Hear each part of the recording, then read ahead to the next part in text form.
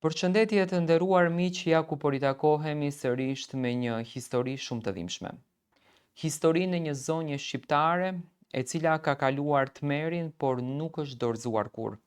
Dhe për këtë them unë që gratë shqiptare janë heroina, sepse pa marrë parasysh se çfarë do t'ju sjell jeta, çfarë gjërash të rëndash do t'ju sjell jeta, ato janë heroina të vërteta.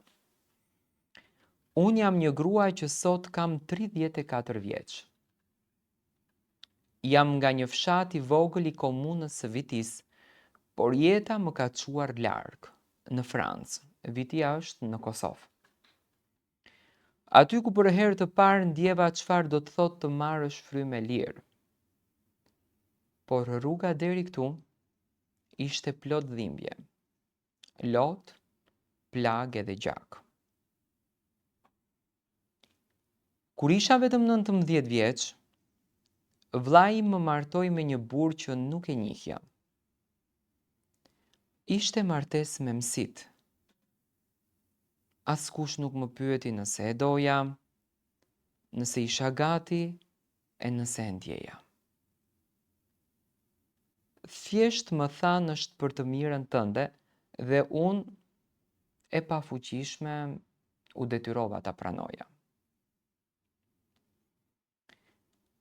Që nga nata e parë e kuptova se kisha hyrë në ferë. Ai njeri nuk njihte dashuri, nuk njihte as mëshirë. Njëherë më lidhte me konop, më tërhiqte zvarë në dysheme dhe më përdhunonte. Nuk ishte burr, ishte bish. Çdo ditë e çdo natë dhuna ishte ushqimi im. Në vend të përqafimit më jepte grushta. Në vend të fjalëve të mira më mbulonte me sharje e me britma. Si që nga kjo jetë. Pas 2 vitesh, Zoti më fali një vajzë. Ishte drita e vetme në atë errësirë. Ju betova vetes se do t'jetoja vetëm për të, deri në frymën e fundit time. Por dhuna nuk u ndal. Burrit nuk i mjaftonte të më lëndonte mua. Më urrente edhe pse s'kishte arsye. Ishte sikur urrejtja e tij ndaj vetes shkarkohej mbi trupin tim. Një ditë prej rrahjeve dhe goditjeve, mbeta shtatzën përsëri. Por e shtatzani nuk zgjati. Nga dhuna që më bënte unë abortova. Më ra bota mbi kokë. U luta, o Zot, pse? Më merr mua, po më lë vajzën time. Lotët nuk më pushonin. Por edhe pse e shkatruar nuk u dorëzova kur. Më pas Zoti më fali edhe një vajzë tjetër. Thash tani, ndoshta do të ndryshoj pak. Por jo. Dhuna vazhdoi. Çdo ditë e çdo natë.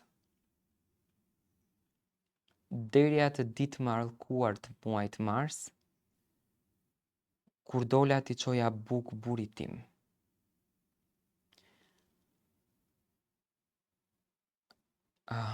Shumë historiera që nga kjo definitivisht.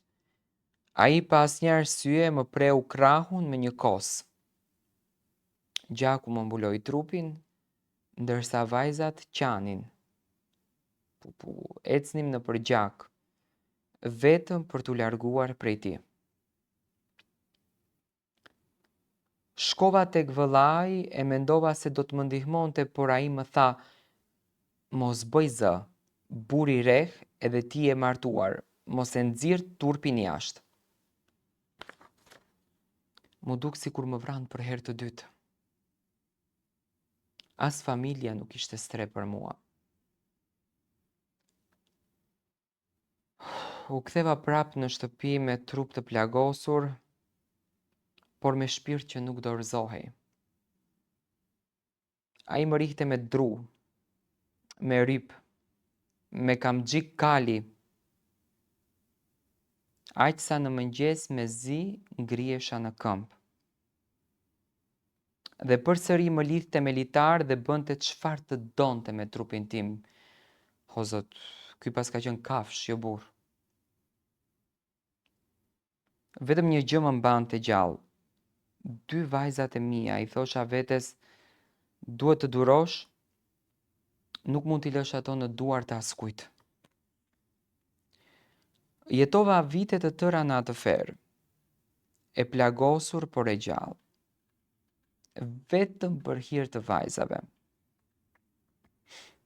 Më pas Zoti më fali edhe një vajzë të tretë. Ishte një mrekulli, por edhe atëherë dhuna nuk pushoi. Çdo natë lutesha Zotit, o Zot, më merr mua, vetëm mos i lër vajzat e mia në duart e këtij njeriu. Një natë smunda më u përpoqja të bëja vetvrasje. Mendoja se vetëm vdekja mund të më shpëtonte, por nuk vdiqa. Kur hapa syt, kuptova që ndoshta Zoti kishte një plan tjetër për mua. Vendosa që vajzat e mia të mbajnë mbi emrin tim, jo të atit të tyre.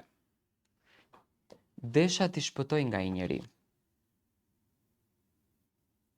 Një ditë mora guximin më të madh të jetës sime, i telefonova një kompani që kisha parë në Facebook, i pyeta si mund të ikja jashtë vendit, më thanë, biletat janë të lira, mund të vish. Aty mora vendimin, i nxora vajzat nga shtëpia pa marrë asnjë send me vete, me duar që më dridheshin, ju luta Zotit. Tani jam në duart e tua, mos më lër, mos lejo që vajzat e mia të jetojnë atë që kam jetuar unë. Hypëm në një taksi dhe u larguam. Zemra më rikte fort sepse e dija që burri im mund të na ndiqte, po Zoti ishte me mua. Arritëm në Francë, ishte era e parë që e ndjeva se fryma nuk më dhëmte. Edhe pse flija në rrugë isha i qetë, sepse vajzat i kisha pranë. Më vonë mora dokumentet, qava nga gëzimi, mendova, ja Zoti s'më haroi. Fillova punë, nisa jetën nga e para, duke i rritur 3 vajzat me duart e mia.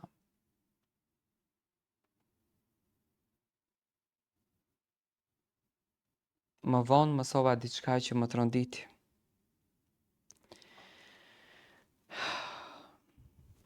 Mjekët më thanë se kisha kancer.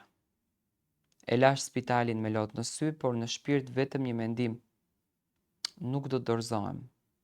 Duhet jetoj për vajzat e mia. Kur më pyesin mami, a do vdesësh, unë buzëqesh dhe ju them, jo zemrat e mia, kjo është vetëm një grip i vogël. Ne kemi shumë ëndra për të përmbushur. Sot edhe pse trupi im është i lodhur nga sëmundja, zemra ime është më e fortë se kur sepse unë fitova. E lash prapa aferin dhe krijova parajsën time me 3 vajzat mrekullueshme. Ato janë fryma ime, forca ime, jeta ime. Nuk jam më e 19 vjeçarja që dridhej nga frika. Sot jam një nën që ka luftuar me botën dhe nuk është dorëzuar. Dhe për çdo grua që kalon nëpër të njëjtin tmerr, dua t'i them, mos hesht, mos duro. Zoti të ka krijuar për të jetuar dhe jo për të lënduar. Në fakt, kjo është historia, më duhet ta them publikisht, më e rënda që kam lexuar deri tani. Dhe uroj që Zoti 7 mrekullit i ka bërë në këtë botë, të 8-ën ta bëj tek ti, të të shëroj nga kanceri, me fuqinë e ti, me frymën e ti, vetëm për hir të këtyre vajzave.